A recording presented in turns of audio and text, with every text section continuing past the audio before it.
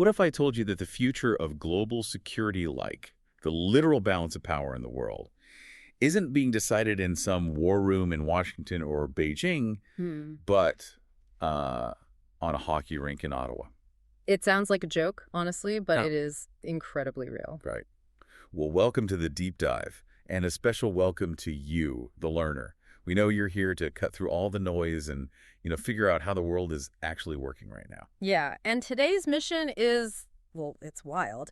We are unpacking this unexpected, rapidly accelerating, and frankly bizarre geopolitical bromance between Canada and Finland. Because you might be wondering why a Canadian prime minister and a Finnish president are suddenly texting every single day and like running hockey drills together.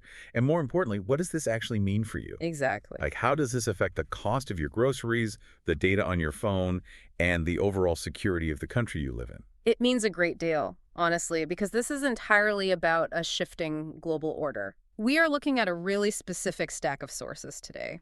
We've got official joint statements, global news dispatches, some intense tech sector fallout, and this is the most revealing, part raw public comment sections from April 2026. Yeah, the public comments are wild, Yeah. but the backdrop for all of this is just pure chaos, right? Absolutely. The United States is currently embroiled in this massive Iran blockade, and they're throwing around threats about annexing Greenland. Which is still crazy to say out loud. Yeah, and at the same time, Russia is bleeding out in this horrific war of attrition in Ukraine. So the traditional superpowers are heavily distracted or degrading. And into that vacuum step, too, quote-unquote middle powers, Canada and Finland, who are aggressively pooling everything, their military, their technological, and their Arctic resource. And they're signaling this new, deeply intertwined alliance using the most stereotypically Canadian-Finnish method imaginable. Okay, let's unpack this, because the sources paint this incredibly vivid scene from Tuesday, April 14th, 2026. A hockey game. Yes. Canadian Prime Minister Mark Carney and Finnish President Alexander Stubb don't just fund a hockey game for a photo op.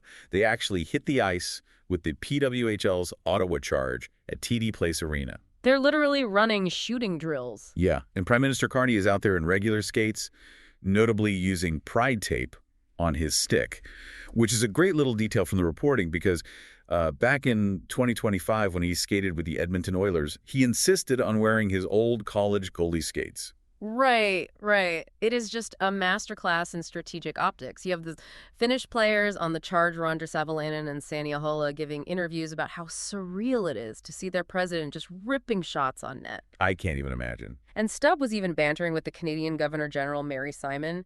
He was actively joking that he absolutely refused to discuss Canada's 3-2 victory over Finland in the 2026 Winter Olympics. It feels exactly like a massive corporate merger where the two CEOs go golfing to seal the deal. That's a perfect analogy. Except, they've traded the golf course for a hockey rink. Yeah. And instead of corporate profits, they're negotiating a literal defense perimeter against global autocracies. Exactly. But we really can't let the casual nature of a hockey practice distract from the absolute severity of what they are doing. Right. The sources confirm Stubb and Carney are communicating almost daily. They run together in London's Hyde Park. They are using this shared cultural touchstone to broadcast unity. Yeah. But underneath that incredibly friendly exterior is a shared profound anxiety about global instability. That anxiety is the engine of this entire geopolitical strategy. Which perfectly transitions into the actual philosophies driving these two leaders. The sources highlight this attempt to merge two complementary worldviews, right? Yes, they do. Prime Minister Carney pushes something he calls principled pragmatism. He argues for defending human rights and international law, while simultaneously acknowledging the messy reality that you still have to court financing from autocracies. Right, and delicately avoid direct inflammatory criticism of Washington or Beijing. Exactly. Meanwhile, President Stubb operates on what he calls values-based realism. And what's fascinating here is the brutal honesty of Stubb's values-based realism, especially regarding Russia. Oh, at the Carleton University panel? Yes, he was completely unvarnished there. Stubb categorized Russia as a great power in decline. And the geopolitical mechanism to understand here is that declining powers are often the most dangerous. Because they have nothing to lose. Sort of when a massive empire realizes its economic and demographic engines are failing, it doesn't just quietly fade away, it attempts to forcefully salvage its sphere of influence through kinetic war. Wow. And the numbers he used to illustrate that decline are just horrifying. Yeah. He told the Carlton audience that Russia is advancing at a cost of 157 dead soldiers per square kilometer. We really need to pause on that metric. 157 human lives extinguished for every single square kilometer of ground gained. It's just unfathomable. And Stubb coldly calculated that it will require 800,000 casualties and an entire 1 to 2 years just for Russia to take the Donetsk region alone. Jeez. He explicitly warned allies to prepare for the war to drag deep into next winter. He is looking at this threat not with diplomatic optimism, but with cold mathematical certainty. And that mathematical certainty is exactly why Stubb is pitching this middle power alliance, right? Mm-hmm. The logic is clear. Smaller, agile nations cannot survive alone. No, they can't. They can't just cross their fingers and rely on the U.S. security umbrella anymore, especially with Washington bogged down in the Iran conflict and leaning into heavy trade protectionism. Exactly. They have to band together to physically and economically contain these global hegemons. And that desperation for unity leads to some wildly provocative rhetoric from Stubb. He went on record suggesting that Canada joining the European Union would be a marriage made in heaven. He did. He even claimed the negotiation process would be faster than Finland's recent incredibly rapid accession to NATO. Which is quite the claim. Wait, hold on. I have to push back on that because that sounds like pure diplomatic theater. Is the idea of Canada, a North American country literally thousands of miles away, joining the EU, grounded in any sort of reality? Wow. Because Canadian Industry Minister Melanie Joly later joked that the two countries are just dating. And Stubb chimed back in to say Canada is the big sister and Finland is the little sister. Yeah. It all feels like they were just playing to the cameras. Your skepticism is entirely justified. According to the reporting, formal EU membership for Canada has not been seriously proposed by senior leaders on either side. Okay, so it's just talk. It is a rhetorical device. But let's look at the mechanism behind the rhetoric. Stubb is using the idea of the EU to illustrate how flawlessly their industrial and defense supply chains need to integrate. Ah, I see. The dating and sibling analogies are fluff, yes, but the goal is to standardize everything from software protocols to ammunition sizes so seamlessly that they basically function as a single economic bloc. Even if they aren't technically in the same union. Exactly. The EU talk is symbolic, but the hardware they are building together is very real, especially in the Arctic. Yeah, the Arctic geography is the anchor for all of this. Nearly 40% of Canada's land mass is in the Arctic. About a third of Finland sits above the Arctic Circle. That's massive. And as the ice literally melts, this region is transforming into a contested maritime superhighway. And they are aggressively locking it down. They really are. They just signed the ICE Pact, the icebreaker collaboration effort, which pulls in the U.S. to rapidly produce polar icebreakers. They also signed a specific maritime memorandum of understanding to collaborate on shipbuilding, port infrastructure, and marine technologies. They're trying to secure a physical perimeter, but steel ships and deepwater ports require a staggering amount of capital, which brings us to the financial shockwave hidden in these joint statements. Here's where it gets really interesting, and I need you to hear this number carefully. In their joint statement, Canada and Finland committed to investing 5% of their gross domestic product in defense and security by the year 2035. It is a monumental pivot. To understand the gravity of that, we have to look at the baseline. The sources confirm that in 2025, for the very first time since the Cold War, Canada finally managed to hit the standard NATO spending target of 2% of its GDP. Right. They spent just over $63 billion to barely scrape their chin over that 2% line. Barely. And Finland is currently sitting around 2.87%. So how does this actually work? If Canada dragged its feet for decades just to hit 2%, how are they mathematically going to vault to 5% by 2035? It's a huge leap. That's hundreds of billions of dollars. You can't just tax your citizens into poverty to build icebreakers without causing a revolt. So where's the actual money coming from? This raises an important question, and it is the exact puzzle the leaders are trying to solve. The joint statement explicitly acknowledges they have to completely rebuild their defense industrial bases from scratch. Okay. To do this without bankrupting the Treasury, the sources note they are exploring new financial instruments to mobilize capital. Wait, what does new financial instruments actually mean in plain English? It means they are financializing national security. Traditionally, if a government wants a radar system, they collect taxes and pay a contractor. Right. But the tax base is exhausted, so instead they create guaranteed markets to lure in private capital. The government goes to massive pension funds or private equity and says, if you front the billions of dollars required to build the research labs and factories for these defense systems, we legally guarantee we will be your primary buyer for the next 3 decades. Oh, wow. Yeah. They are essentially turning defense infrastructure into a safe, long-term asset class for private investors. Okay, that makes sense. But the sources also make it very clear that this money isn't just going toward traditional kinetic weapons like bullets, tanks, and steel hulls.